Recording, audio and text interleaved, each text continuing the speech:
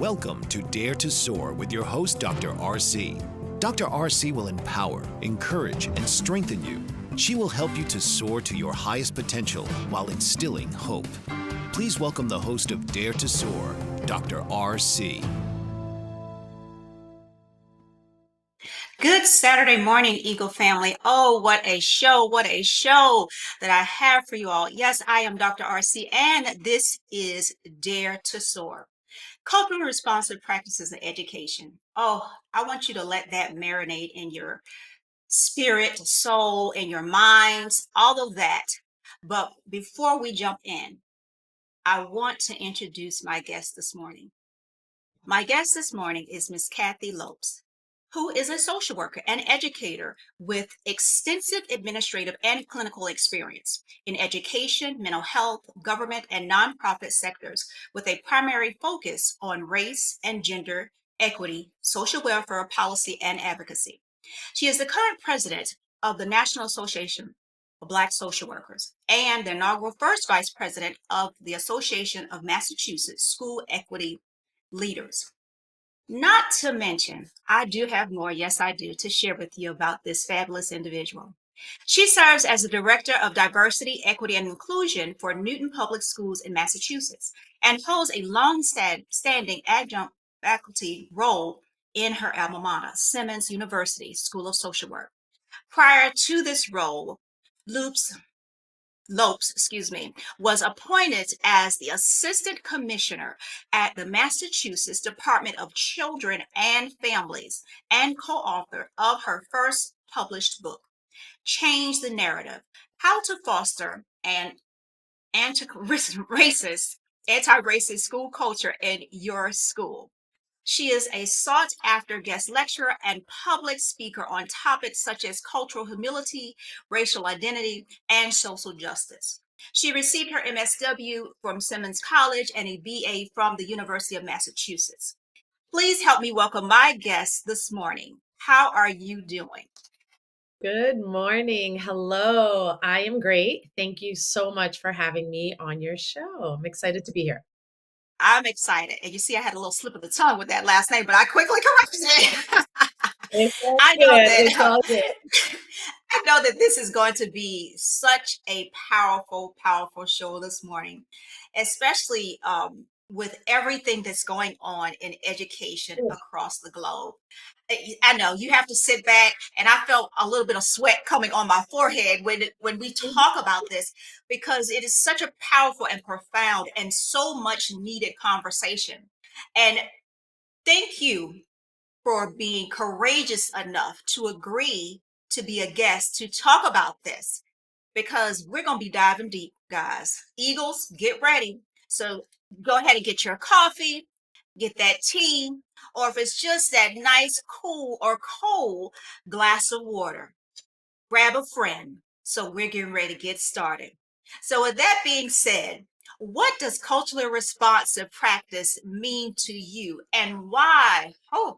Why is it so essential in today's educational landscape?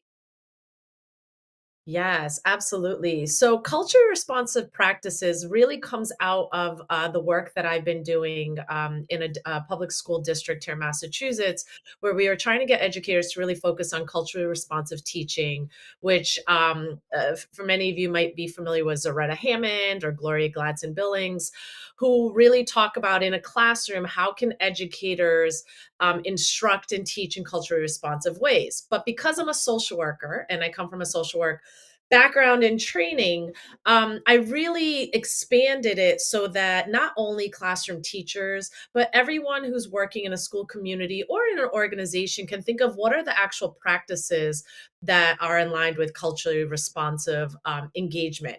And in short, culturally responsive practices is a way of taking an assessment of the culture that's represented in your space and learning and understanding and inquiring so that the engagement and the relationship that you're building with someone encompasses who they are, how they show up, what you've learned about their ways of taking in information, what might be impacting them in that space. So it is this idea of always kind of taking a pulse check on what is the culture that this person's bringing, what is the culture of the space, how do I enhance it that someone can show up as them full selves and be ready to engage in the learning or the work that we're asking them to do. And what better individual to share this than a social worker? And I have to put this plug in, not just because I'm a social worker, but you guys know I love this work. It's in the bone marrows of my body, but truly it runs through our veins. And as I'm sure it runs through VP Lopes' brain veins as well. But we are highly skilled and trained and a wealth of information. And I've always said this, we can walk into any room with the title of social work and hear me clearly that you have earned, I just have to put that out there, that you have earned legitimately from a college or a university, certified. We can walk into any room and adapt to the situation, but not just adapt to the situation, we create a balance as well because our training and knowledge that we have allows us to do that. And I just want to put that plug out there because oftentimes we hear, well, what does the social worker do? So I needed to make clarity and bring clarity to that, but I don't want to belabor because we have more to dive into. So, as we continue on, how can educators recognize and affirm the cultural identities of their students within the classroom and setting? And we may have to go to break, but if we do, we will address that as it comes. But I want you to go ahead and get started on that question and respond, please. And there is the timer. Yes, So, yes. And I also I'm grateful. it's the timer, and I just said it. I knew it was coming. But guys, Eagles, hold on. She's not going anywhere. We have more time, and she will be back with a response. And I know that response is going to be dropping some golden nuggets. So we will be right back after this commercial break.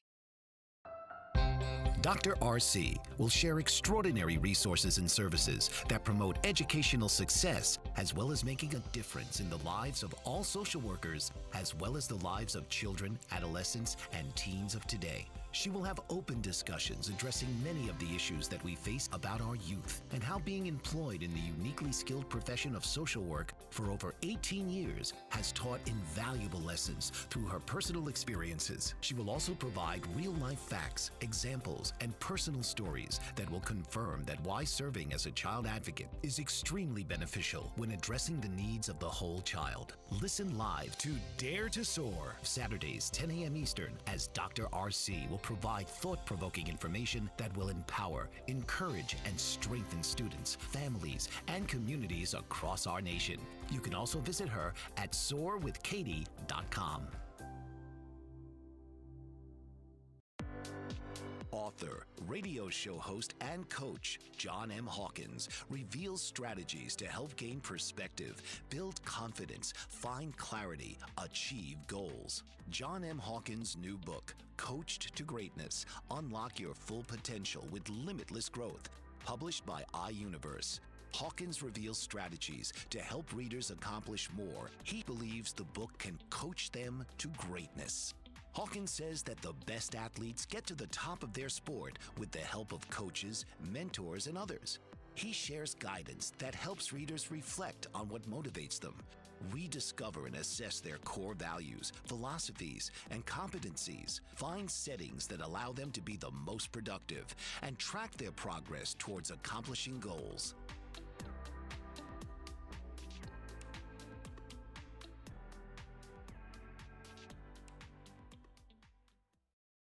Welcome back, Eagle family. I am so excited, as I've expressed at the very beginning, and we're just tapping into it. I know that those golden nuggets are there.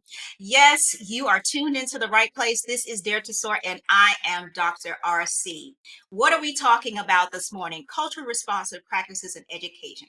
I have with me this morning Miss Kathy Lopes, Vice President for the National Social Work American Association of Black Social Workers. And boy, we're just getting started. So I want to go back to the question that we had to go on a break for and re-ask that question again. Did I say that right? Okay. Let's keep going. How can educators recognize and affirm the cultural identities of their students within the classroom setting? So here we Yes, and I go. wanted before I even jump into this, I just wanted to acknowledge something that you said about being a social worker and us being in spaces, in any space, and being able to navigate. Because I'm a social worker who is in a world of education from pre-K through higher ed and graduate level. And so when I talk about this, it's not necessarily to talk about like the actual curriculum design, right? I'm actually talking about building a relationship in a learning community so that you can get the most engagement out of those that you are trying to teach. And so what educators can do is really that there's three steps that I like to think about this. So one is our own self-reflection and this ongoing idea of what is my understanding of my culture and some of the defaults, some of my unconscious bias. What do I believe about hierarchy and rules and respect? And then the second is understanding for those in the space, what is their understanding of culture? Because we might have very different understandings of culture. And unless we are communicating and sharing, and the educator is inquiring, that we might be crossing each other all the time on what we believe are norms and standards and respect. And then the second is once you have this information, is that how do you design something together collectively and collaboratively? So, for example, an educator might say, well, this is the way that I see learning. It's through this way I lecture, we give tests. But it's also understanding from students in this subject or in this topic, what is important to you? And someone might say, it feels important that I feel safe if we're talking about what's happening in the world, that we acknowledge this is a very scary time for some of us, that we acknowledge that I'm learning that some people do well with dialogue, some people do well with videos, some people want to, they learn better this way. And how am I actually pausing and honoring that information? Mhm. And then collectively, what do we do about that? Okay, well, here are some expectations that I have, and I'm communicating that to you. Here are things you've shared to me that are really important. I'm going to do my best to make sure I'm honoring that, I'm acknowledging that you feel safe enough to say, hey, can we pause for a second and just talk about this or recognize this? And that we are collaboratively creating a community of learning that isn't hierarchical in the sense of what I say goes and no one else has a say, right? This is your learning. And to be culturally responsive is to say, what does that mean for you? What does learning mean for you? And what is my responsibility to facilitate that in a way that it can be absorbed for you? That's my responsibility, to facilitate the Mhm. sharing of information.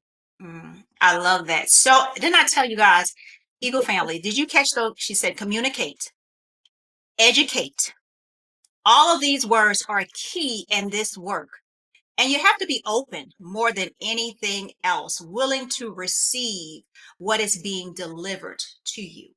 We know that everyone is not going to be in agreement with everything, but simply that openness, just having that openness, being open minded to receive that. And that communication is so, so key. And I love the way you circle back around and shared about in this climate, because that in itself speaks volume. We have to recognize where we are. And then to top it all off, honor, to honor. And that's giving respect to the spaces of other individuals. I love that, Eagle family. I know that you love that. I said, grab your friends.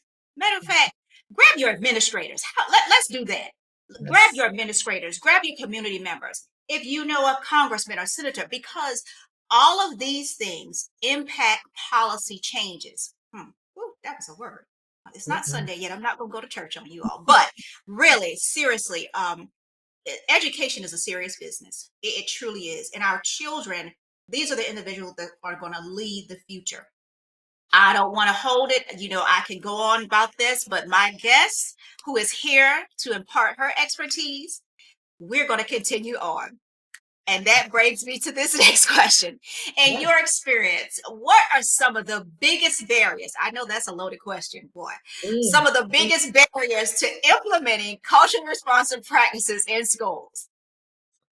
I mean, I think there's a couple barriers that I'm going to touch on. There's lots of barriers, but if we think about kind of a micro, meso, macro perspective, I think individually, many of us, it's this comfort in what we've been doing, and to have Mhm. someone say do it differently is hard for us because then we have to process what hasn't been working. What are some areas of growth? But it also is an opportunity to say, hey, I'm really good. I notice that students trust me. I notice that, I am adapting to this particular type of student, but it also means I have to recognize who are the students I'm missing, who are the folks in my community, my classroom community that are checking out, that are not succeeding in a way that we've defined success. So I think one of the things I hear from educators when I'm doing this is kind of like, well, this works for me. This is how I was trained. Give me the document and the blueprint how to do it. And it's a push to say, no, this is really about deconstructing some of the ways that we become really comfortable. I think in a larger system, education in itself has really been built on this culture of compliance. And the more that you can adjust and sit straight in your seat and raise your hand and get your homework completed on time, the more we've been rewarded in education.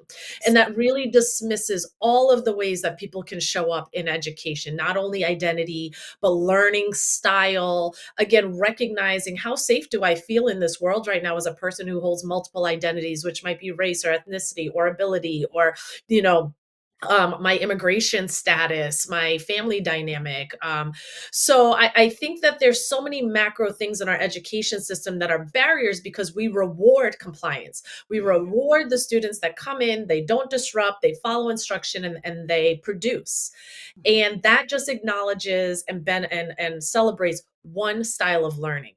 And I think that the more we unpack the different ways that human beings show up and engage in learning, it means that we have to let go of this idea of homework can only look this way, test taking can only look this way, the right Correct. answer can only be produced this way.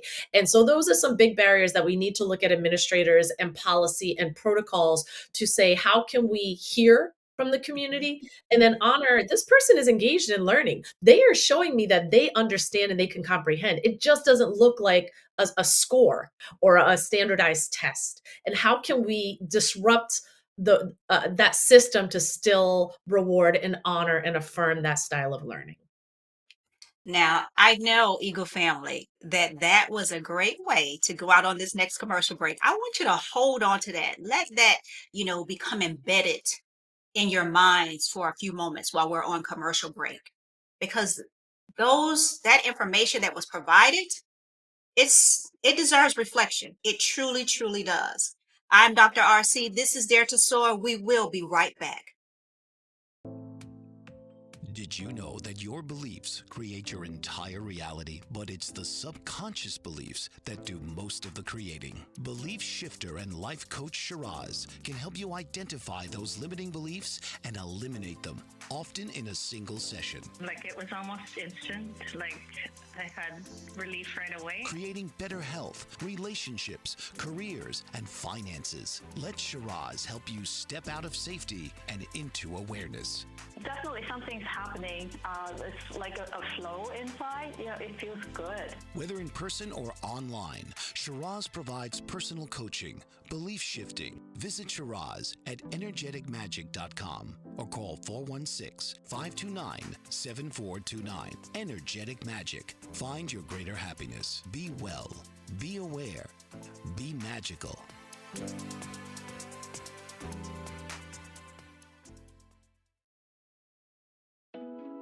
Are you struggling to care for elderly parents or a spouse?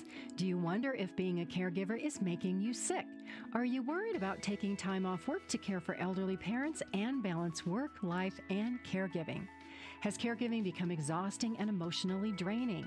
Are you an aging adult who wants to remain independent but you're not sure how? I'm Pamela D. Wilson. Join me for the Caring Generation radio show for caregivers and aging adults, Wednesday evenings, 6 Pacific, 7 Mountain, 8 Central, and 9 Eastern, where I answer these questions and share tips for managing stress, family relationships, health, well-being, and more.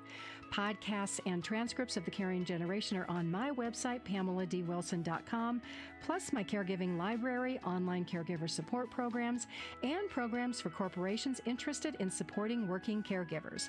Help, hope, and support for caregivers is here on The Caring Generation and PamelaDWilson.com.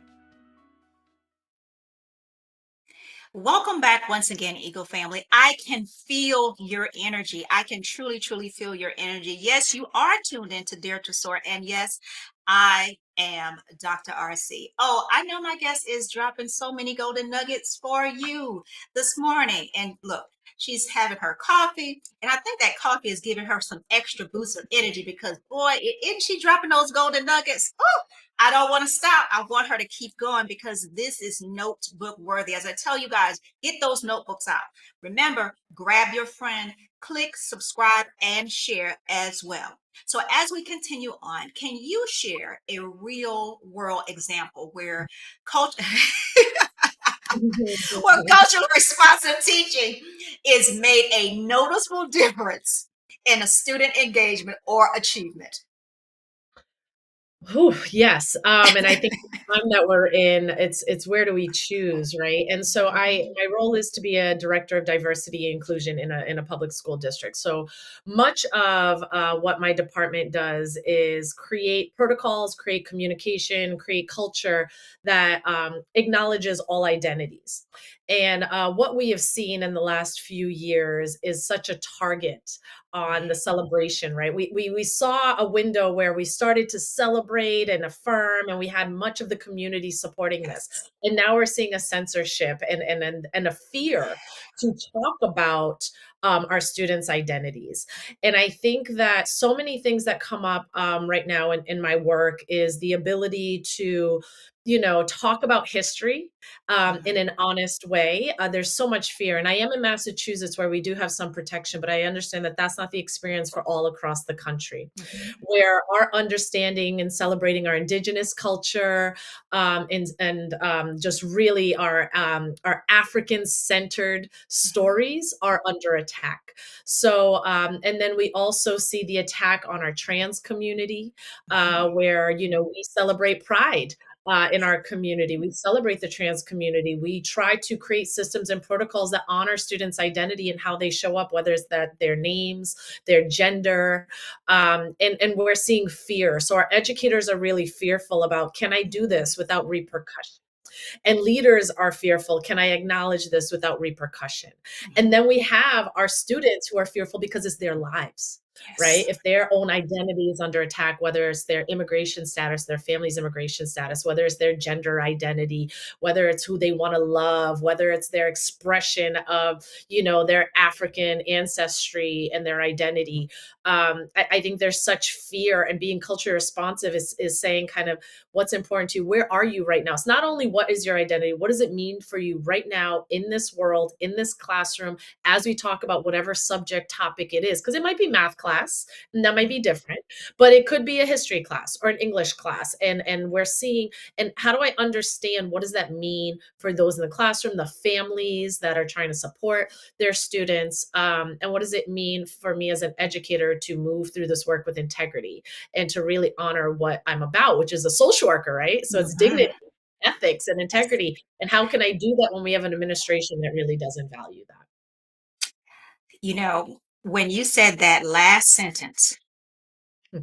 social worker, dignity, integrity, Hmm. oftentimes I feel like those are things that we need to be reminded of because of everything that's happening. We have to go back to basically the foundation, our ethics, our training, and what that truly means. You have to ask yourself, what is my why?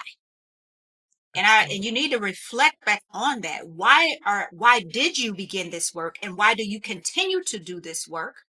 And whether you're in the middle or presently, that piece is key, because we know that we have been long-standing advocates since the birth of this profession, and it cannot change. If anything, this is the time for it to elevate to a whole new level. But that's just my half a cent. I'm going to have VP Lopes just continue on because uh this is this is a conversation. This truly is a conversation. It's a conversation that's much needed. And I am filled with excitement to have this conversation with you. So I want to continue on as we move forward.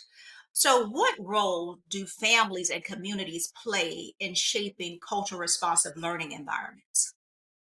I think this is also this disruption of what we believe education is, right? So I think that opening it up and inviting families and the community into the work is one powerful in them feeling like they have a voice, and two, it really then lifts up what we're doing, because if we are leaving out the voices of those that we are trying to support, there's an African proverb: "Nothing about us without us is for us." And to make decisions about our students, to make decisions about those in our community without asking them, without asking their family. What does it feel like for you to walk into the school community to pick up your child? What does it feel like when a teacher calls you only to talk about the hardships, or they talk about it in a way that doesn't really honor the way you communicate, whether it's your language, whether it's just culturally how you engage.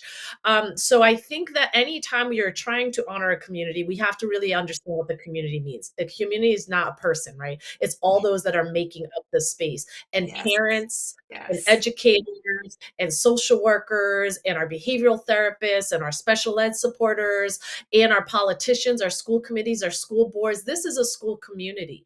Mhm. And I think that we make so many decisions in a linear way about folks and about students without saying, like, what matters to you? What makes you nervous? What do you really want to be a part of this experience?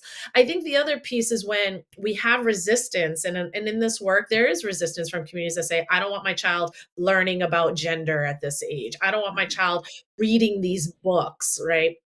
um, that when we tap into the community that we're serving and give them a platform, we find out that a majority of the community is saying, we're so grateful.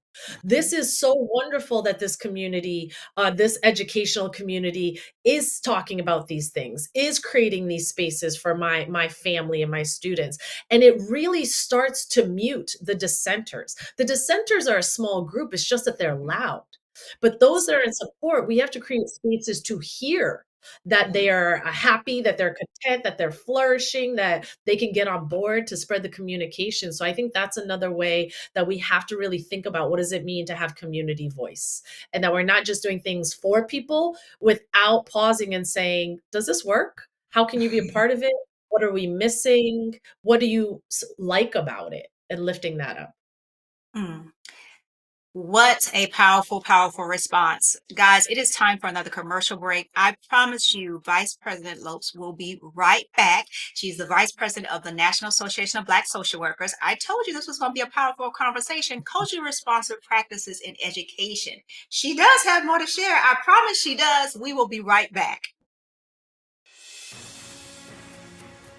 Mike Zorek, a three-time California state champion in Greco-Roman wrestling at 114 pounds.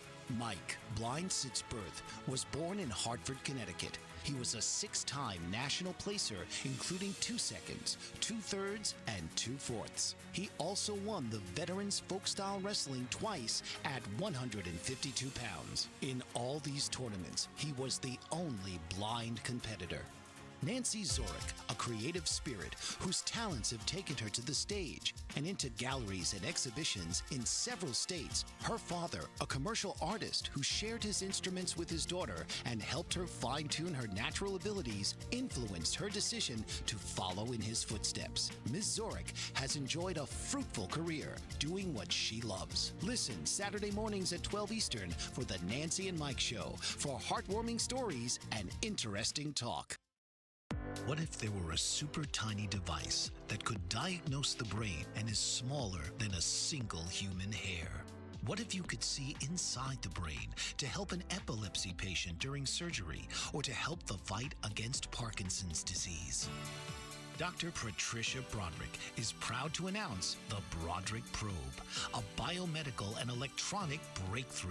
Imagine a probe to help with the understanding and potential cure of brain-related diseases. To learn more, listen live to the Easy Sense radio show with host Dr. Broderick. And to help support the Broderick Foundation, please go to easysense.com and learn how, with your help, we can fight these horrific brain disorders. That's easysense.com to learn more and help support the Broderick Foundation.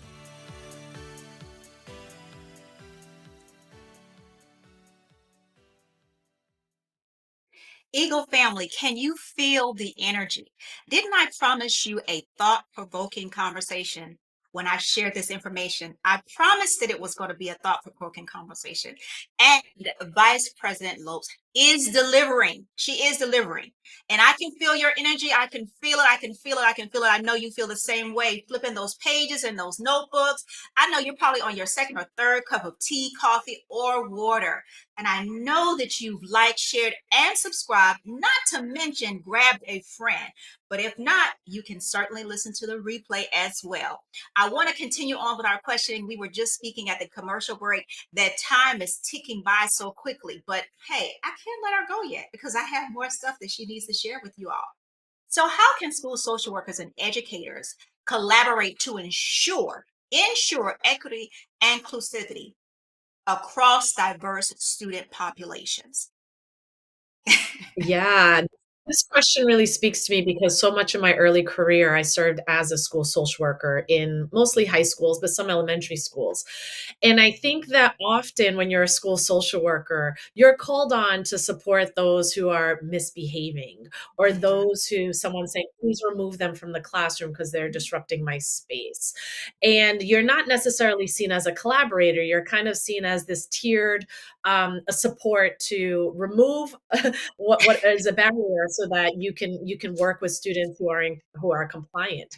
And I think that social workers bring so much understanding and skills and knowledge, not only of the particular students because they're building relationships, but a lens that helps you see them that isn't such a deficit lens, right? So if we're working with educators, I could say, listen, here's something that's happening in your classroom space that I think triggers this reaction, that I think is excluding a certain community of students, that I think isn't speaking to certain students. And if educators really see that as partnership and not see that as, you're just coming to kind of tell me what I'm doing wrong, but actually this is our community, our classroom, our students. The collaboration then is the educator can then, provide the knowledge or provide the curriculum and instruction with the lens of where the social worker is seeing some of the social emotional capacity and engagement. I think that's one way. I think the other is then as you're talking about school policy or protocols or what do we do here to make sure we're honoring our students and our family community, the social work lens could be to help navigate those conversations, to sit together and say learning isn't just instruction. It's also the social emotional piece. It's also the well-being and presenting your ideas, presenting kind of your information as a team, I think is more powerful. I think it's more collaborative. I think it's more comprehensive. So I think there's so many ways to take these two. So they're not seeing as a, I'm a teacher and you do behavior. It's how do we actually look at our student as a whole and how those are intertwined and build a stronger, more culturally responsive space for our students. First of all, we need to have a PSA on that in itself. That could be a whole nother show, a whole nother topic. But before I go on to the next question, I just want to put this plug in as things are happening. It seems like so rapidly. And I'm just going to merely say this statement. School districts are decreasing school social work positions. Now, with that response to just that one question, I need some reflection to happen. I truly, truly do. Because it is, as VP Lope said, it is a collaboration. And it's like you're on that interstate and you have those two lanes. Everyone has a lane, and that lane is your expertise, if you want to put it in that perspective. So if you take away one of the expertise out of the, out of the configuration, then what do you do? How do you impact student learning? Because we know oftentimes individuals are sharing, and I'm not saying all, Dr. RC is not saying all, but some negate the fact that social workers are a part of academic achievement. I'm going to leave that right there for you all as I go on to the next question, because that's something I want you to hold on to. I want you to think about that. So, as I go on to the next question, for schools that are just beginning their journey, mm, what practical first steps can leaders and teachers take towards building culture responsive classrooms? Yeah, well, I'm going to take this opportunity. It wasn't intended, but to plug my book because it responds to this question, which it changed the narrative, how to foster an anti-racist school culture. And it's intended for school leaders. And when I say leaders, that isn't solely a superintendent or a principal. It is the leaders in your school community, which could be cultural leaders, the people that understand students, the people that, are creating policy, our school committee members. And what the book starts off with is, particularly for leaders, is to be in agreement about what kind of are the core values of our work here. And how do we articulate that? How do we communicate that? If we believe that all students, capital ALL, Mhm. deserve to engage in learning, feeling safe, feeling affirmed, feeling that they can show up in their identity, that we need to, one, put that in writing. We need to talk about it all the time. And then we need to say, what does that mean? What do we know about students' feelings of safety? Or what do we know about ways in which showing up with identity has been successful, or those students who don't feel like they can?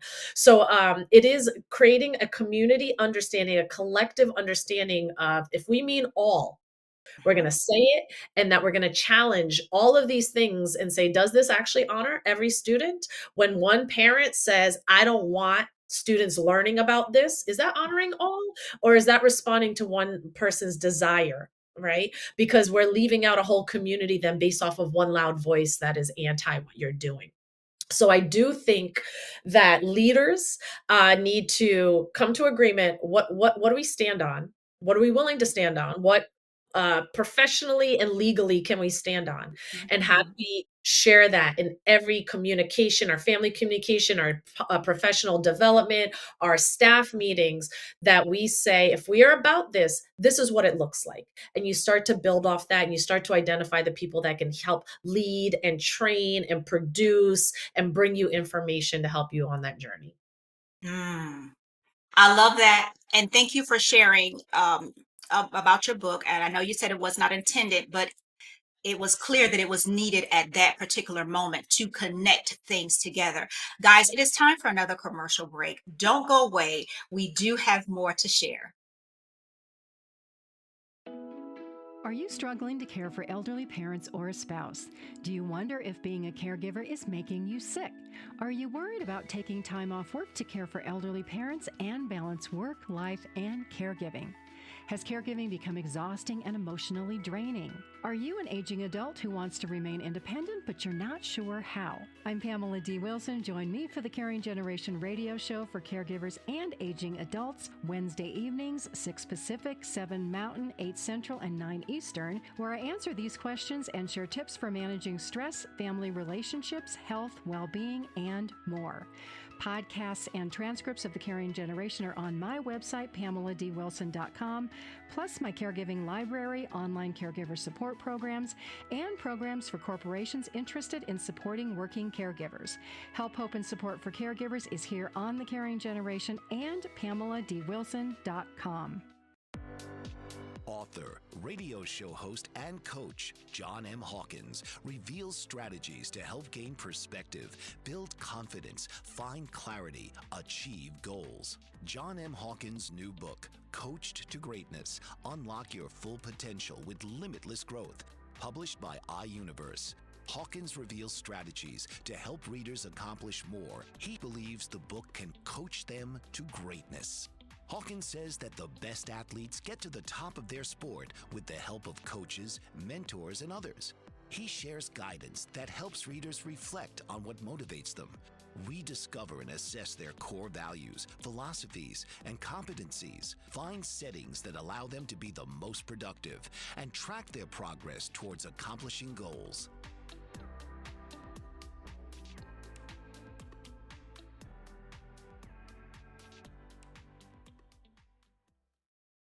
Eagle family, welcome back once again. Oh, culture responsive practices in education. Let me say that to you again.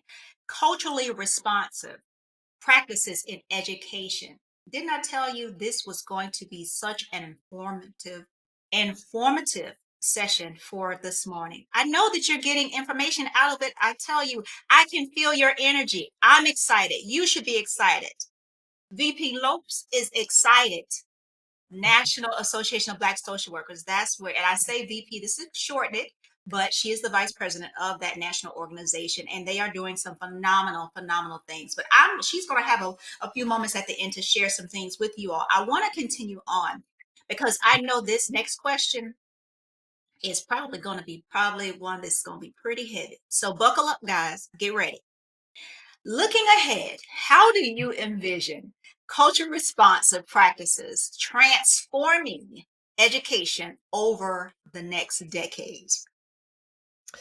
Well, I have a vision, and I think that we can get there, and we are hitting some hurdles currently with this administration, but I want to push folks to keep pushing through and having the courage and finding the legal language to keep pushing through all these barriers because what we know, and I know this personally, I know this because of the field I'm in and because of the work that I do, is that when someone feels affirmed and someone feels psychologically safe, that they are much more able to engage in their learning and their processing. And so, if we are culture responsive and honoring how students show up and creating spaces that they can engage, we will see a shift in what we now are constantly thrown at the disproportionality data about Black and Brown students or students with disabilities around discipline, right? We see the high level of disproportionality with our Black and Brown students getting disciplined for similar behaviors that white students project, but our biases cause us to want to disrupt and control certain behaviors when it comes from someone who looks like me. But we have disproportionality in our test scores. We have disproportionality in those who identified for needing special education. We have disproportionality in students who are disciplined. We have disproportionality if we take an assessment on whether or not students feel like they belong in their school communities. And if we are intentional about being culture responsive and creating a learning space where no matter what you look like or where you come from or what your first language is, right, you can engage fully in your learning, we will see our education shift. We will see this data shift to be more representative of our actual demographics. Mhm. We will see more educators who look like the students that they are educating. Because right now, our teaching population, 80% of our teachers are white, and Mhm. only 20% identify as educators of color when that is not the makeup of our students in our educational system, our public educational system. So I think that if we are intentional about being culture responsive, creating communities where we are honoring how folks show up and adjusting our teaching facilitation to those in front of us, we will see an education community that is more diverse. We will see multiple ways to participate in learning and creative ways. And we will see the dismantling of this data that constantly says one group is successful and one group is not. Yes. Yes. And so that is my vision, that I can go to school and learn being Black and being prideful and being Cape Verdean, which is, where my ancestry is from, and feel good and interject that into my learning, have other students learn about what does that mean for me, and learn about other students who have different stories and different backgrounds, that learning isn't only instruction from teacher to paper, right? Teacher to Mhm. student. Learning is in the air of the community in which we are, the environment in which we're participating. I love that. And thank you so much for sharing a bit of that statistical information. I truly believe that many needed to hear that. They needed to hear those words of encouragement. They needed to hear the information surrounding it that elevated the information that you shared with, with the evidence that you provided as well. Because at this time and this climate, I'm certain that many are kind of doing some self-reflection on themselves and trying to determine, should I remain in education at all? And that's a question. And not just those in education, parents are questioning, do I need to look for an alternative to educate my child? Because my child may not be getting a fair shake. And that's the reality of it. If we're going to put it out there plain and give truth to power, that is what's happening. That's what's going on. And to pull that apart and have understanding and still remain encouraged and know that opportunities are still there, you can still press forward. So don't give up. Don't give up, because there's a vision. We just have to work that vision together. And your vision may look different, but guess what? It's all about progress and continuing to try and move forward to the best of your ability. That's my little spill on it. I want to continue on. I'm looking at this clock ticking, and oh, I don't even want to let this conversation go, but you know how it is, Eagle family. But we're going to continue on. So my next question is this: how do cultural responsive practices intersect with social emotional learning? And that's a biggie. And mental wellness for students. And I'm not going to say anything, because when I think about, have a reflection about turning on the television, I don't even know if people still read newspapers, but just turning on the television and hearing what's happening and looking at statistical data of how we're losing our children at such a young age. I'm going to pause. VP Lopes, go ahead. You go ahead. You go ahead and answer, because I tell you. It's a huge question, and we are seeing social emotional wellness at a point of just needing additional support. I think from COVID, and then what's happening in the world around us. And I think even personally, as a student, as a young Black student in a predominantly white school community, my entire educational journey, there was so much that didn't feel good about the spaces. And I think one of the things is when someone came for me or attacked me or was racist or discriminatory, I didn't feel that there was courage in the leaders in the school to protect me, to defend me, to honor me in the way that they did other students. So I think it's really important that as school leaders, we're interrupting that. We're creating communities where there is accountability when we see students being really harsh, whether it's racially or,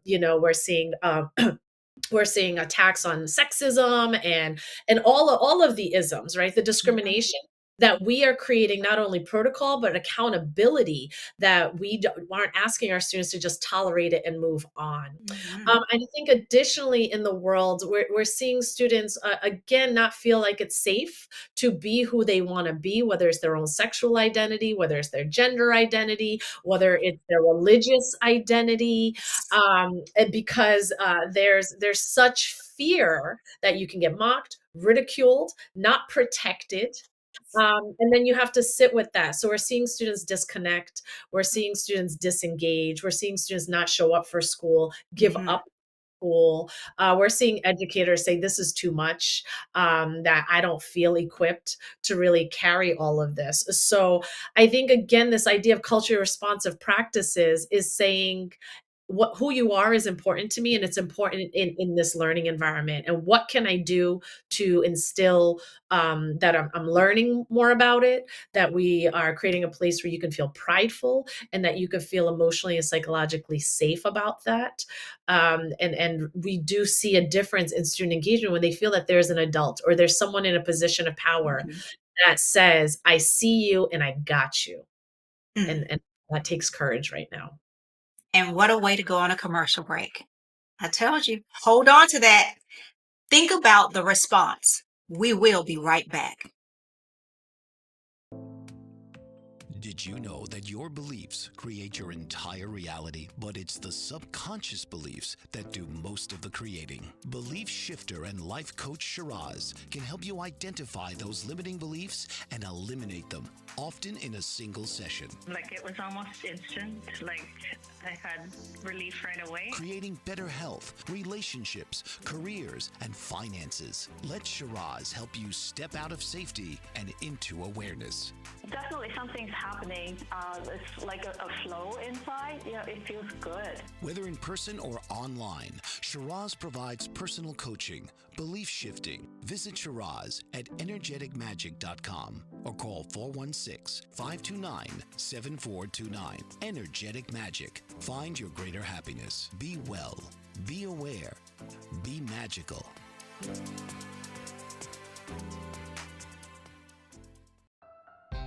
Dr. RC will share extraordinary resources and services that promote educational success, as well as making a difference in the lives of all social workers, as well as the lives of children, adolescents, and teens of today. She will have open discussions addressing many of the issues that we face about our youth and how being employed in the uniquely skilled profession of social work for over 18 years has taught invaluable lessons through her personal experiences. She will also provide real-life facts, examples, and personal stories that will confirm that why serving as a child advocate is extremely beneficial when addressing the needs of the whole child. Listen live to Dare to Soar, Saturdays 10 a.m. Eastern, as Dr. RC will provide thought-provoking information that will empower, encourage, and strengthen students, families, and communities across our nation.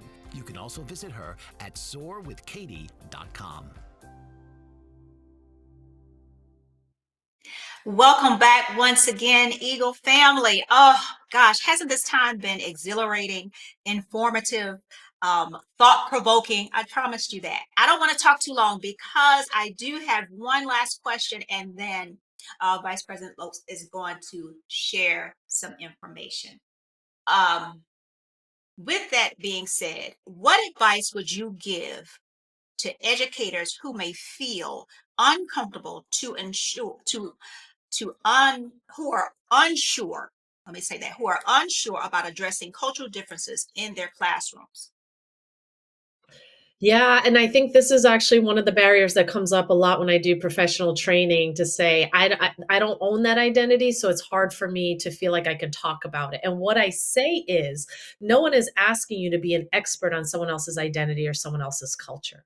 We're asking you to create space to learn about it and learn what does it mean in the space. So, some teachers might say, well, I'm not Black, so I don't really know if I feel comfortable talking to about this history when I have Black students in my class, and I might get it wrong.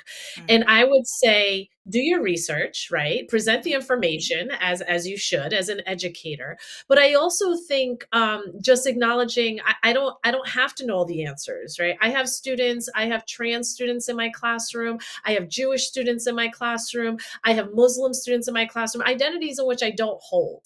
Mhm. And I want to create a space that says, what is important for us to learn about what's happening. So I want to do research and present information that's factually based. I want to understand, what does it mean to not know and talk about something with others in the classroom that might have that identity. It doesn't mean I'm saying, oh, you tell us about this, because we don't want to do that to students if they don't want to. But we can create opportunities. Well, let's learn together. What is our understanding? It's about talking about the impact that this information has on students. So as we see all of these laws, that are impacting identities, right?